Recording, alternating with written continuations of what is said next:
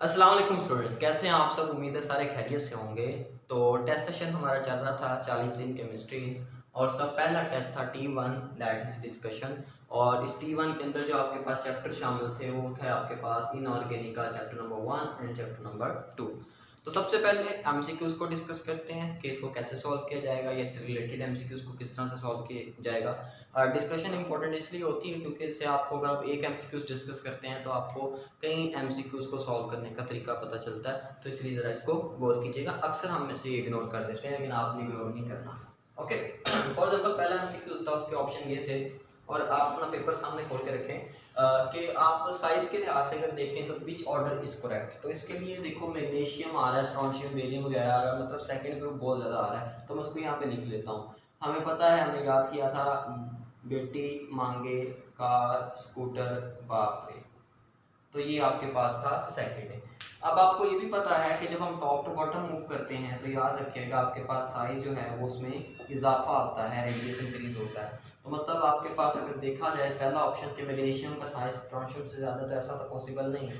Magnesium ऊपर है, उसका साइज कम है, स्ट्रोंशियम का साइज ज़्यादा है। तो मतलब ये पहला ऑप्शन बिल्कुल गलत है, ऐसा बिल्कुल नहीं है। सिमिलरली सेकेंड ऑप्शन अगर आप देखें, बेरियम का साइज मैग्नीशियम से ज़्यादा है। बेरियम किधर है, बेरियम ये है, मैग्नीशियम किधर है, ये है। तो ये बात बिल्कुल ठीक है क्योंकि बेरियम का साइज सबसे ज़्यादा है एज कम्पेयर टू मैग्नीशियम, क्योंकि वो टॉप टू बॉटम भी मूव करते हैं तो साइज इंक्रीज होता है। तो मतलब ये ऑप्शन बिल्कुल ठीक है कि बेरियम का साइज मैग्नीशियम से बिल्कुल ज़्यादा है। अब नेक्स्ट मूव करेंगे सिमिलरली ल्यूटेटियम और सीरियम। इसको अगर हम पीरियोडिक टेबल में देखेंगे तो असल में ऐसा है कि सीरियम का साइज ज़्यादा है और ल्यूटेटियम का साइज कम है। इसका तकरीबन होता है 248 पिकोमीटर और इसका जो साइज होता है वो आपके पास होता है 227 पिकोमीटर। तो असल में मतलब सीरियम का साइज ल्यूटेटियम से ज़्यादा होता है। तो मैं आप लोग ड्रा नहीं करता, तो ये आपके पास सही आंसर नहीं है। अब सिमिलरली अगर हम क्लोरीन और आयोडीन की बात करें तो हम हैलोजेंस ड्रा कर लेते हैं। फैसलाबाद से कल बारात आई अटक। तो इसमें भी top to bottom size increase होता है। तो क्लोरीन तो ऊपर है, आयोडीन का साइज ज़्यादा होगा क्योंकि वो नीचे है। तो मतलब ये भी ऑप्शन आपके पास बिल्कुल गलत है और सही ऑप्शन आपके पास ये है। तो अगर रेडियस का कोई भी ऐसा क्वेश्चन आपको आ जाए तो आपने बेसिकली पीरियोडिक टेबल में रेडियस का ट्रेंड देखते हुए इनको सॉल्व करना है। अब इसको अच्छे तरीके से समझिएगा। सिमिलरली सेकंड आपके पास एमसीक्यूज था कि विच स्टेटमेंट इज करेक्ट, कौन सी स्टेटमेंट करेक्ट है। इसको मैं आपको सॉल्व करने की छोटी सी हिंट दे देता हूँ। देखिए याद रखिएगा, आपके पास एक होता है पेरेंट एटम, पेरेंट एटम, ठीक है। अगर मैं साइज का ऑर्डर लिखूं तो पेरेंट एटम का साइज हमेशा ज़्यादा होता है केटाइन से। क्या होता है, केटाइन से। और याद रखिएगा पेरेंट एटम का साइज हमेशा कम होता है एनाइन से, मतलब एनाइन का साइज पेरेंट एटम से ज़्यादा होता है। तो अगर यहाँ पे आप ऑप्शंस में देखें, लाइक आपके पास पहला ऑप्शन है कि sodium is smaller than Na, तो ये बिल्कुल ठीक बात है। सोडियम पेरेंट एटम है और उसके बाद आपके पास ये Na+2 इसका केटाइन है। तो ये जाहिर सी बात है, ये सोडियम छोटा है और सोडियम का एटम जो है वो ज़्यादा मतलब ठीक है। अब सेकंड ऑप्शन में देखिए सोडियम इज लार्जर। सोडियम तो लार्जर नहीं होता क्योंकि जब इलेक्ट्रॉन लॉस होते हैं तो साइज में डिक्रीज आता है क्योंकि न्यूक्लियर फोर्सेस बढ़ जाती हैं। अब फॉर एग्जांपल इसकी मैं एग्जांपल क्या दे सकता हूँ कि फॉर एग्जांपल क्लोरीन है, उसका साइज कम होता है लेकिन अगर आप उसके अंदर इलेक्ट्रॉन ऐड कर दोगे तो क्लोराइड बनेगा, तो उसका साइज क्या हो जाएगा, ज़्यादा। ये आपके पास एक शॉर्ट क्वेश्चन भी आता है। तो मतलब यहाँ पे आपके पास जो आपके पास होगा बी सेकंड आपके पास जो एमसीक्यूज है उसका जो करेक्ट ऑप्शन होगा वो आपके पास होगा कि बी उसका करेक्ट ऑप्शन है कि, और सॉरी ए इसका करेक्ट ऑप्शन है कि सोडियम इज स्मॉलर देन ना, किससे स्मॉलर है सोडियम, आपके पास सोडियम एटम से। चलो ये हो गए दो एमसीक्यूज। तीसरा एमसीक्यूज बड़ा इंपॉर्टेंट है, उसको ज़रा समझना ज़रूरी है क्योंकि इसमें आयनाइजेशन एनर्जी का एक ट्रेंड आता है। तो आयनाइजेशन एनर्जी का नॉर्मल ट्रेंड क्या था, वैसे तो ये ज़रा गौर कीजिएगा, ये चीज़ें ना रिवाइज हो जाती हैं इसलिए डिस्कशन सुना करें लाजमी। चीज़ें रिवाइज हो जाती हैं, पूरा चैप्टर रिवाइज हो जाता है। अब फॉर एग्जांपल आपके पास आयनाइजेशन एनर्जी है, आयनाइजेशन एनर्जी का पीरियड के अंदर एक एबनॉर्मल ट्रेंड है। आयनाइजेशन एनर्जी का पीरियड के अंदर एक एबनॉर्मल ट्रेंड है। क्या एबनॉर्मल ट्रेंड है, वैसे तो हमें पता है कि लेफ्ट राइट जब हम मूव करते हैं आयनाइजेशन एनर्जी की वैल्यू इंक्रीज होती है। लेकिन दो ग्रुप, एक का नाम है सेकंड ए और एक का नाम है आपके पास 5A, ये एबनॉर्मल बिहेवियर शो करते हैं। इनकी ionization energy as compare to their neighbours ज़्यादा होती है। इनकी ionization energy as compare to their neighbours ज़्यादा होती है। मतलब फॉर एग्जांपल अगर मैं यहाँ पे ले लेता हूँ, आपके पास बेरिलियम है, ठीक है, इस साइड पे लिथियम है, लिथियम के बाद बेरिलियम, बेरिलियम के बाद बोरॉन, बोरॉन के बाद आपके पास आ जाता है कार्बन, कार्बन के बाद नाइट्रोजन, ऑक्सीजन, फ्लोरीन और आगे आ जाता है नियॉन। तो ये आपके पास एक फॉर एग्जाम्पल पीरियड डिस्कस करते हैं। तो बेसिकली ट्रेंड कैसे होना चाहिए था, ट्रेंड तो ग्राफ तो ऐसे होना चाहिए था कि आपके पास ऐसे एक सिंपल सी लाइन आती, मतलब अगर यहाँ पे फॉर एग्जाम्पल लिथियम है तो लिथियम आता, यहाँ पे बेरिलियम है तो बेरिलियम आता, यहाँ पे बोरॉन की उससे ज़्यादा होती, कार्बन की उससे ज़्यादा आयनाइजेशन एनर्जी होती, नाइट्रोजन की उससे भी ज़्यादा आयनाइजेशन एनर्जी होती, ऑक्सीजन की उससे भी ज़्यादा होती और फ्लोरीन की भी उससे ज़्यादा। लेकिन यहाँ पे देखा क्या गया, दो अबनॉर्मल ट्रेंड। ये एंटीटेस्ट के पॉइंट ऑफ व्यू से भी बड़ा इंपॉर्टेंट है आपके पास, ठीक है, इसलिए इसको जरा गौर से सुनिएगा। तो बेरिलियम की due to its stable shell, क्योंकि इसका जो शेल है वो कंप्लीट होता है, इसकी बेटे आयनाइजेशन एनर्जी नॉर्मल से थोड़ी सी ज़्यादा होती है। तो बेरिलियम की आयनाइजेशन एनर्जी बेसिकली बोरॉन से ज़्यादा होती है, हालांकि बोरॉन की ज़्यादा होनी चाहिए थी। तो याद रखिएगा कि बेरिलियम की आयनाइजेशन एनर्जी बोरॉन से ज़्यादा होती है, हालांकि हम क्या सोच रहे होते थे कि बोरॉन की ज़्यादा होगी बेरिलियम से। तो एक ये नॉर्मल ट्रेंड है, इसको ध्यान में रखिएगा, ठीक है। अच्छा, अब सिमिलरली आपके पास अगर हम नाइट्रोजन फैमिली की बात करें 5A की, उनकी भी ज़्यादा होती है क्योंकि उनके हाफ फिल्ड शेल होते हैं।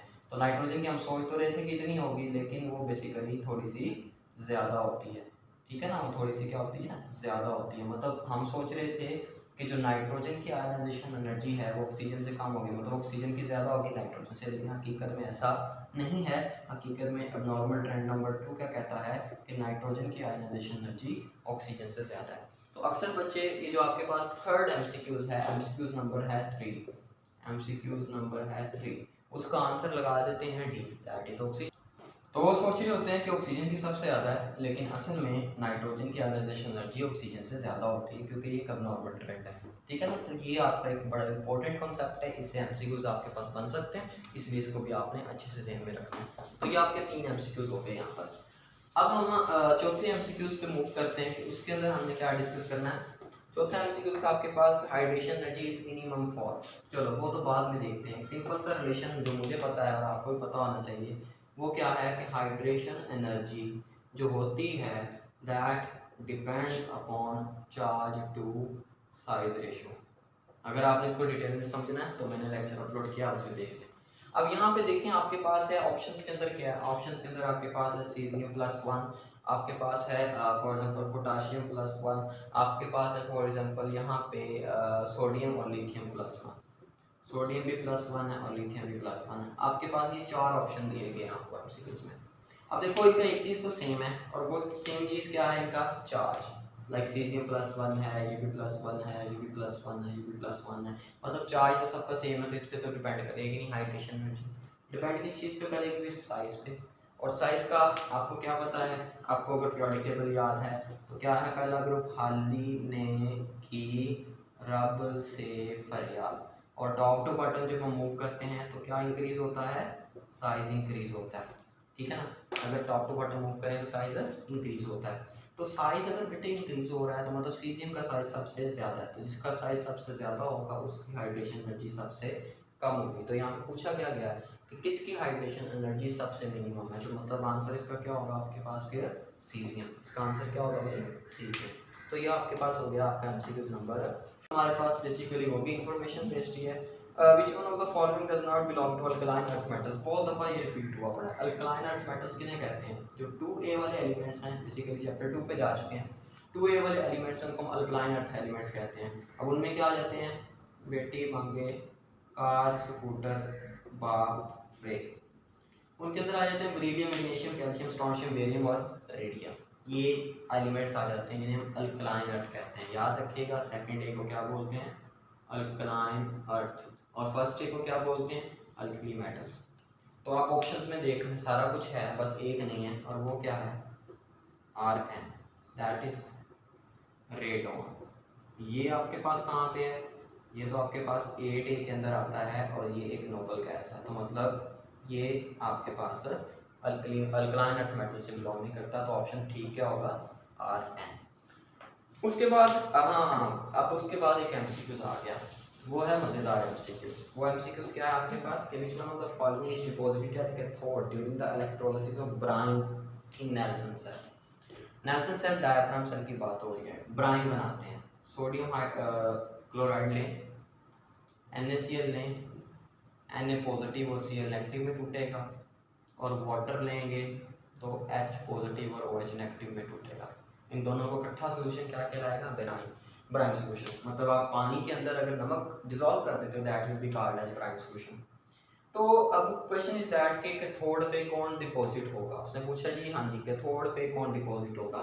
तो देखो कैथोड मुझे जो पता है आपको भी पता ही है, कैथोड पे होता है नेगेटिव चार्ज, मतलब उसके पास कोई पॉजिटिव स्पीशीज आएगी, या तो कैथोड पे हाइड्रोजन गैस डिपॉजिट होगी या फिर सोडियम डिपॉजिट होगा। इन दो ऑप्शंस को तो हम वैसे ही निकाल देंगे, ये तो हो ही नहीं सकते, ठीक है ना, क्योंकि कैथोड पे होनी है क्या आपके पास रिडक्शन, तो रिडक्शन गेन ऑफ इलेक्ट्रॉन है, तो वो सोडियम या फिर हाइड्रोजन ही कर सकते हैं। मतलब अभी फौरन से ज़हन में आ गया या तो हाइड्रोजन इसका सही आंसर है या फिर सोडियम। और बेसिकली अगर हाइड्रोजन और सोडियम में से देखें इलेक्ट्रॉन गेन करने की एबिलिटी किसकी ज़्यादा है, तो वो हाइड्रोजन की है।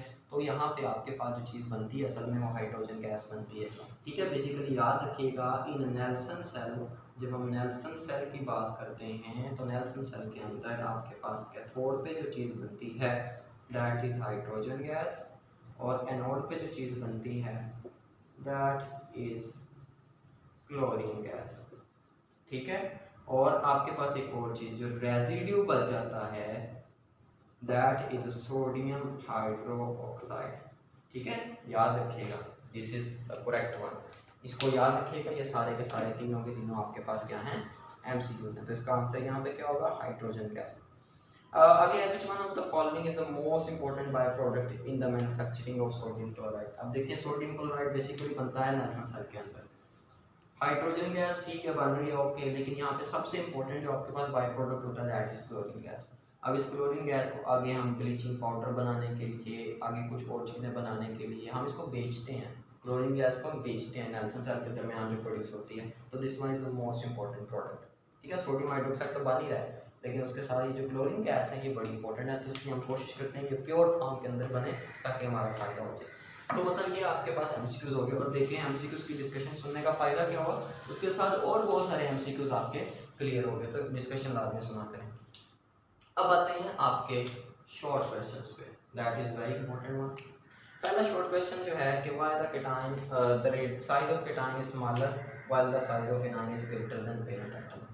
अच्छा तो अब इसको ये है कि लिखना कैसे है, ये एक इम्पोर्टेंट बात है कि अब इसको लिखेंगे कैसे। तो मान लिया बेटे आपके पास ये मार्जिन लाइन्स लगी हुई हैं, कंसीडर करते हैं, मैं आपको आउटलाइन बताऊंगा, अगर आपने समझना है मुकम्मल तौर पे क्या है तो आप लेक्चर सुनें।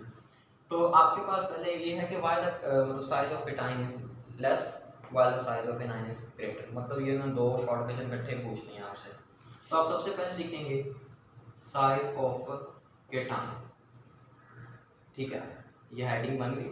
उसके बाद आप एक्सप्लेन करेंगे कि क्यों साइज ऑफ केटाइन होता है। आपके मीन साइज ऑफ केटाइन है तो आधे में से less than the size of parent atom due to two reasons. याद रखिएगा मैं आपको की पॉइंट्स बता रहा हूँ जो उसने चेक करने हैं। तो यहाँ पे टू रीजंस आपके पास पूछी जाएंगी, दो रीजंस आपके पास बुक में दी गई हैं और आपको दोनों बतानी है, हेडिंग नहीं बनानी, बस आपने यहाँ पे रीजन नंबर 1 ऐसे हेडिंग बना लेनी है, रीजन नंबर 2 ऐसे हेडिंग बना लेनी है। पहली रीजन क्या है, आपके पास जब केटाइन बनता है तो लॉस ऑफ इलेक्ट्रॉन होता है, लॉस ऑफ इलेक्ट्रॉन होता है, लॉस ऑफ इलेक्ट्रॉन होता है, ये लॉस ऑफ इलेक्ट्रॉन्स ने देखना है, ये की पॉइंट नंबर 1 है जो एग्जामिनर जज करते हैं। दूसरा उसने जो चीज़ देखनी है कि जब लॉस ऑफ इलेक्ट्रॉन होता है एक दूसरा काम होता है, वो क्या होता है, लॉस ऑफ शेल हो जाता है। ये दो चीज़ें उसने आपसे ऑब्जर्व करनी है, ये दो की पॉइंट हैं, अगर ये होंगे तो आपको नंबर मिलेंगे। सिमिलरली अगर आप दूसरी बात करें, यहाँ पे पहले पॉइंट के अंदर ये दो पॉइंट्स होने चाहिए, दूसरे पॉइंट के अंदर क्या होना चाहिए, दूसरे पॉइंट के अंदर जो एक इम्पोर्टेंट पॉइंट होना चाहिए वो ये है कि इंक्रीज्ड फोर्सेस। कौन सी फोर्सेस, न्यूक्लियर फोर्सेस, कुछ भी लिख दें, इंक्रीज फोर्सेस या न्यूक्लियर फोर्सेस, इसका अगर जिक्र नहीं होगा तो बेटे वो आपको नंबर नहीं देगा, ठीक है। और उसके बाद आपने लिखनी है एक एग्जाम्पल, एक क्या लिखनी है, एग्जाम्पल, जिसमें आप लिखेंगे फॉर एग्जाम्पल सोडियम है जब वो इलेक्ट्रॉन लॉस करता है तो एक सोडियम आयन बनाता है। इसका साइज आपके पास 157 पिकोमीटर है अगर, तो इसका साइज आपके पास क्या बच जाता है, सिर्फ और सिर्फ 95 पिकोमीटर। तो ये है आपका साइज ऑफ केटाइन का। अगर ये रहता शॉर्ट क्वेश्चन भी आ जाता है कि why the size of cation is always less than the parent atom, तो ये है आपका सही तरीका लिखने का। अब सिमिलरली अगर आपने साइज ऑफ एनाइन लिखना है वो भी बिल्कुल सेम, आप उसी के नीचे हेडिंग दे देंगे साइज ऑफ एनाइन। अब वहाँ पे क्या है, गेन ऑफ इलेक्ट्रॉन। यहाँ पे भी दो ही पॉइंट्स हैं, गेन ऑफ इलेक्ट्रॉन पहला पॉइंट, गेन ऑफ इलेक्ट्रॉन ये उसने देखना है ये चीज़। गेन ऑफ इलेक्ट्रॉन से क्या होता है भाई, गेन ऑफ इलेक्ट्रॉन से रिपल्शन बढ़ जाती है। ये लफ्ज़ ना लिखा तो नंबर गए, ठीक है, रिपल्शन बढ़ जाती है, ठीक है ना। अब फॉर एग्जांपल आपके पास दूसरा पॉइंट क्या होगा कि देखें आपके पास इलेक्ट्रॉन, या फिर ऐसे कर लें कि प्रोटॉन और इलेक्ट्रॉन की रेशियो अब चेंज हो गई है और न्यूक्लियर फोर्सेस वीक हो गई हैं। यहाँ पे न्यूक्लियर फोर्सेस क्या हो गई हैं, वीकर हो गई हैं। तो ये चंद एक बातें हैं जो एग्जामिनर नोट करता है आपका पेपर। मैं भी खुद जब पेपर चेक करता हूँ लोग कहते हैं सर आपने कि क्या देखा और आपको पता चल गया। देखना क्या होता है, ये पॉइंट्स देखने होते हैं जो बोर्ड में आपके दिखे जाने। अब एक एक लाइन तो कोई नहीं दिखेगा कि क्या स्पेलिंग अच्छी लिखे, अच्छा है जेड बड़ा अच्छा लिखती है इसको 2 नंबर एक्स्ट्रा दे दो, ऐसा तो नहीं ना होगा। अब उसके बाद एग्जाम्पल है, फ्लोरीन है, एक इलेक्ट्रॉन गेन करेगा तो फ्लोराइड बनाएगा, तो इसके साइड में जो भी आपके पास इंक्रीज आएगा आप उसको भी नीचे पॉइंट आउट करेंगे। तो this is what I want to explain कि ये पॉइंट्स हैं, ये नोट करते जाएं। आपने अगर अपने पेपर रखा सामने उस पर देखें कि आपने ये पॉइंट्स लिखे हैं, इन डिफरेंट फॉर्म्स हो सकते हैं लेकिन ये पॉइंट्स होने चाहिए जो कि एग्जामिनर को चाहिए। और इन पॉइंट्स को आपने मार्कर से प्रोमिनेंट जगह पे हाईलाइट करना। अक्सर ऐसा होता है इधर लिखा होता है दूसरा इधर लिखा होता है, एग्जामिनर कहता है इसमें लिखा ही नहीं, नंबर कट गए, तो ये गलती नहीं करनी। चलो पहला शॉर्ट क्वेश्चन हो गया। दूसरा व्हाट इज लेंथेनाइट कॉन्ट्रैक्शन, पूरा शॉर्ट क्वेश्चन जाके टाइप करें या चैनल पे चेक करें, लेंथेनाइट कॉन्ट्रैक्शन पूरा शॉर्ट क्वेश्चन मैंने लिखा है, पूरा शॉर्ट क्वेश्चन लिखा है, वैसे ही लिख देना एग्जैक्ट वैसे ही। जाके वो वीडियो चेक करें आपको मिल जाएगी, लेंथेनाइट कॉन्ट्रैक्शन आप वहाँ से देखें और लास्ट में देखें। तीसरा है why second electron affinity is shown with positive sign. अच्छा इसमें बड़े नंबर कटते हैं बच्चों के कि why second electron affinity is shown with positive sign. अब इसमें चाहिए क्या उसको चाहिए क्या, उसको एक छोटी सी डेफिनेशन चाहिए थोड़ी सी कि जब सेकंड इलेक्ट्रॉन ऐड करते हैं, जब हम सेकंड इलेक्ट्रॉन ऐड करते हैं तो that is called as second electron affinity. और ये एंडोथर्मिक क्यों होती है, फिर हमें उसकी देनी है रीजन, क्या देनी है, रीजन। अब रीजन में एक लफ्ज बड़ा इंपॉर्टेंट, देखो जब हम सेकंड इलेक्ट्रॉन किसी एटम के अंदर ऐड करेंगे ना तो वो इट इज, ये लाइन नोट करते हैं, ये हमें चाहिए, it is repelled by, it is repelled by already present electrons। अब इसको डिफरेंट फॉर्म्स के अंदर डिफरेंट की बुक के अंदर लिखा गया, it is the incoming electron is repelled by, या फिर आप it is repelled by already present electron के जब पहले इलेक्ट्रॉन ज़्यादा होते हैं तो ये रिपल्शन होती है, फिर हमें इस इलेक्ट्रॉन को ऐड करने के लिए एनर्जी देना पड़ती है। मतलब यहाँ पे कोई चीज़ आपको लिखना बड़ा ज़रूरी है, so we have to provide energy in order to add the electrons. So that's why second electron affinity is positive. तो basically these are key points। यहाँ पे इस शॉर्ट क्वेश्चन में रिपल्शन का जिक्र बहुत ज़रूरी है।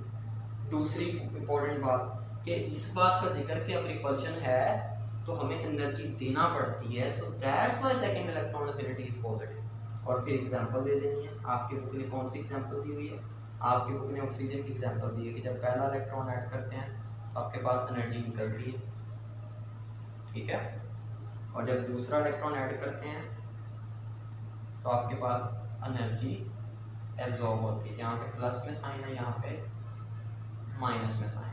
तो ये तो आप लिख लेंगे, ठीक है, सारे अच्छा लिखते हैं, बस ये इंपॉर्टेंट पॉइंट्स आपने ज़हन में रखने के लिए लाजमी लिखने हैं। और इस पेपर के अंदर जो मैंने शॉर्ट क्वेश्चन दिए हैं मुझे यकीन है कि ये बोर्ड में आएंगे, क्योंकि मैंने बड़े सोच के पास पेपर्स देख के और अपने गेस्ट के मुताबिक मुझे लगता है कि यही आपके पास इंशाल्लाह इस साल इस बोर्ड के एग्ज़ाम के अंदर आने वाले हैं।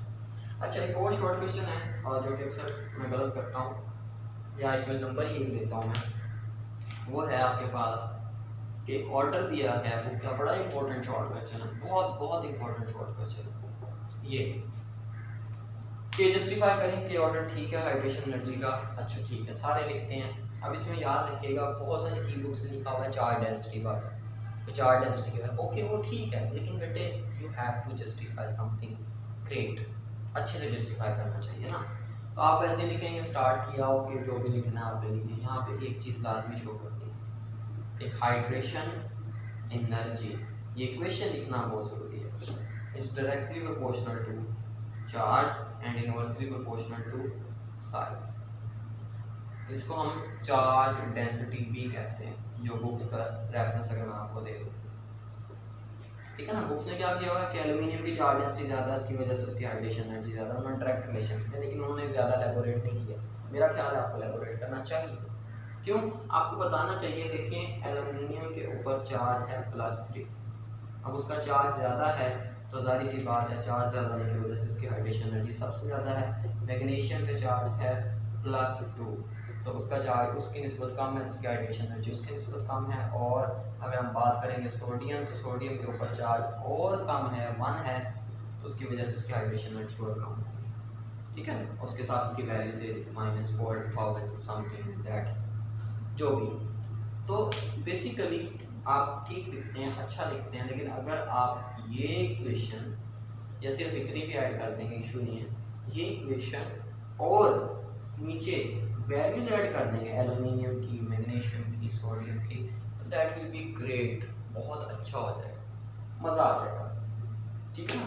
तो बहुत अच्छा लिखा जाएगा, तो इसको आपने अच्छे तरीके से करना है।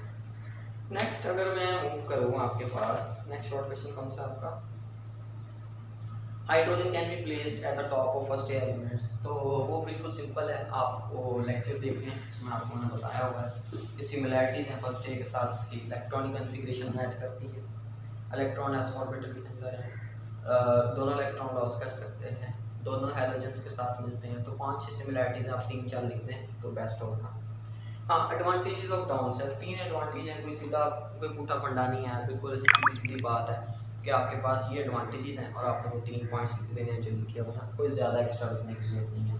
अच्छा, problems during the working of diaphragm cell, इसमें अक्सर लोग गलती क्या करते हैं, प्रॉब्लम्स के साथ सोल्यूशन भी लिख देते हैं, प्रॉब्लम्स पूछिए प्रॉब्लम्स लिखें, ठीक है। अगर आपके पास टाइम इनफ है, आप खुद हिसाब लगा लें, फिर आप सोल्यूशन लिख दें, लेकिन ज़रूरत नहीं है। अगर आपको ज़्यादा ही मतलब क्रेविंग हो रही है कि नहीं लिखना ही लिखना है, सारा का क्या गलत हो जाएगा, तो सिंपल एक एंड पे लाइन लिखते हैं, this first problem can be solved by using asbestos diaphragm, खत्म। और सेकंड आप प्रॉब्लम के साथ लिखेंगे, this problem can be solved by elevating the level of brine in one compartment, okay. लेकिन ज़्यादा टाइम वेस्ट करने की जरूरत नहीं है, बड़ा इंपॉर्टेंट शॉर्ट क्वेश्चन है। अच्छा, give the formula of halide natron and Chile saltpetre, ये मैंने बताया हुआ है आपके पास, आपको अच्छे तरीके से ये फार्मूलाज याद होने चाहिए, और ये 3 फार्मूलाज बहुत इंपॉर्टेंट है, बाकी भी आप याद करें, लेकिन ये 3 बहुत इंपॉर्टेंट है, मुझे लगता है इसी में से आ जाएगा कुछ ना कुछ। And last is what are alkali and alkaline earth metals, और एक आपके पास है कि what is effect of heating on sodium nitrate and lithium nitrate. अच्छा, ये एक ना टिपिकल क्वेश्चन है सोडियम और लिथियम नाइट्रेट वाला, और शायद ये इस साल आने वाला, कोई मेरी 6th सेंस कह रही है कि ये आ जाना है इस साल, तो इसलिए आप लोगों ने इसको अच्छे से करना है। अच्छा, लिथियम नाइट्रेट और आपके पास सोडियम नाइट्रेट का क्या बेटे केस है, इसको ज़रा समझिएगा। देयर बेसिकली इनमें प्रोडक्ट्स आपके पास डिफरेंट बनते हैं, लाइक लिथियम नाइट्रेट अगर आपके पास LiNO3, ये लिथियम नाइट्रेट है, जब ये टूटता है, ये 4 होते हैं, ये बुक के अंदर आपके पास पेक्यूलियर बिहेवियर ऑफ लिथियम है, पॉइंट नंबर 11 है जी। लिथियम नाइट्रेट बेटे जब टूटता है तो ये बेसिकली लिथियम का ऑक्साइड बनाता है, ये लिथियम का ऑक्साइड बनाएगा, साथ नाइट्रोजन का ऑक्साइड बनाएगा और ऑक्सीजन गैस को ये रिलीज करेगा। बेसिकली इसमें नाइट्रोजन का ऑक्साइड बनता है, अगर मैं बैलेंस कर दूँ यहाँ पे 2 आ जाएगा, यहाँ पे क्या आ जाएगा 4 आ जाएगा। लेकिन अगर मैं बात करूँ सोडियम नाइट्रेट की NaNO3 की, जब इसको हीट करते हैं तो कोई ऑक्साइड फॉर्मेशन नहीं होती, सोडियम का ऑक्साइड नहीं बनता, ओ सॉरी आपके पास नाइट्रोजन का ऑक्साइड नहीं बनता। अब इसके अंदर क्या होता है, जब ये टूटता है सोडियम नाइट्रेट NaNO2 में कन्वर्ट हो जाता है और 7 ऑक्सीजन गैस रिलीज होती है, यहाँ पे बैलेंस करने तो 2 आ जाएगा।